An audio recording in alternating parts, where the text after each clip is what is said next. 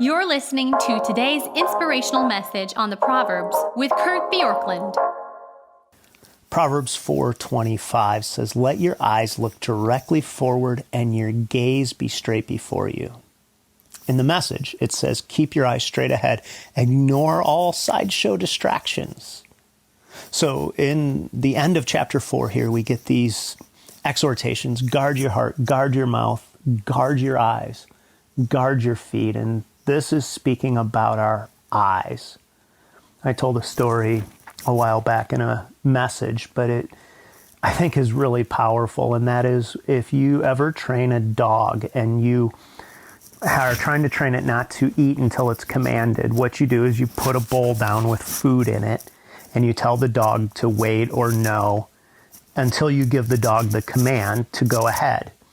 And what's true of dogs is that if a dog is trying to obey, they have to look at their master, because as soon as they look at the food is so tempting that they can't help themselves, or so it feels. And so they jump to the food, they indulge in the food, whereas when their eyes are on their master, they can wait to get into what it is that is currently forbidden, even though a good thing that they will get to have.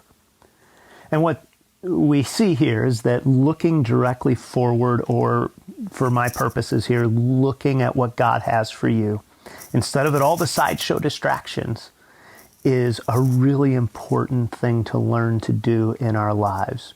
Because first we glance, then we look, then we gaze, then we fixate. And before long, we invariably pursue, really with abandon, what we have looked at. And so we're told to look straight ahead so that we don't glance at and eventually fall to a lesser pursuit or pursue what might be destructive in our lives. So we must guard our eyes in order to safeguard our lives. To look away from the straight path is to do so at our own peril.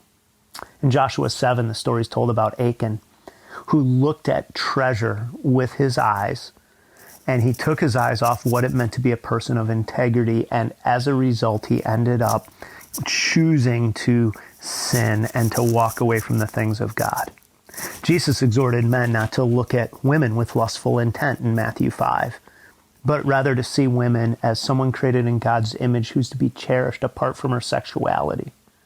The Pharisee in Luke 18 looked down on other people, considering himself more righteous than those he saw around him, rather than understanding the leveling power of the cross. He chose to see his own goodness rather than the goodness of Christ on his own behalf. The power of the eyes is that we believe that what we look at will ultimately satisfy us. If it's stuff or sensuality or self-righteousness, we think that we need what we see in order to be happy. We think that we need that in order to be happy. But what we need to do is to learn that realizing the object of our desires will not lead us to lasting satisfaction.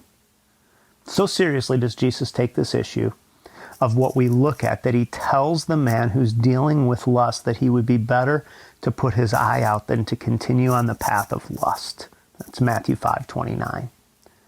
And what that means is we need to take whatever radical measures are required to ensure that we're not being drawn by what we see away from what is best.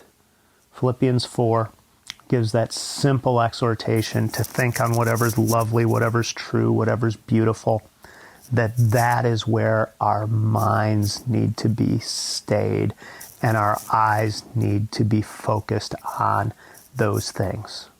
So today, I'm going to pay attention to what I pay attention to, so that I know that I'm turning my eyes toward God, toward his path, rather than toward things that are lesser ambitions.